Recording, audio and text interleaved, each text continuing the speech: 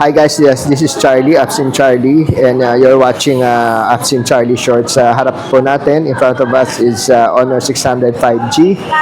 We have two versions here, yung Honor 600 Pro at saka na Honor 600 5G. Okay, Honor 600 Pro 5G at saka Honor 600 5G only. In Honor 600 5G, you have three variants.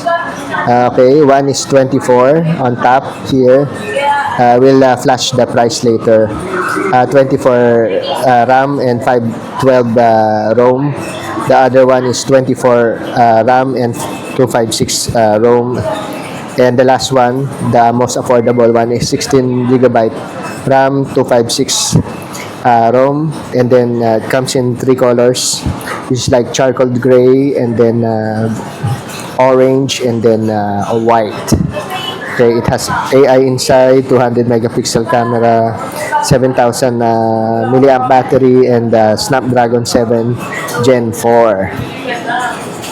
So that's the Honor 600 5G. So on the other side is Honor 600 Pro. It comes in one variant only, 24 GB RAM, 512 ROM, and it comes in it has an AI inside, of course, 200 megapixel camera, 7,000 milliamp battery, and Snapdragon 8 Elite. Comes in only in one color here in the Philippines. So one of the differences in on the physical side is it has a triple camera for the Pro. Okay, while the non-Pro, it has a dual camera only. Okay, we'll flash the prices here as well.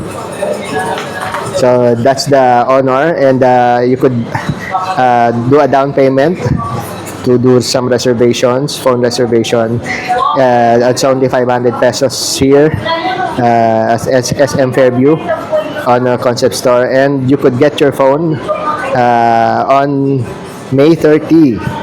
Once the mall is open here at SM Fairview, you could get your phone immediately. Okay, so basically that's it. That's the new Honor 600 5G. For specification, just read the description box below. So that's the Honor 600 5G series.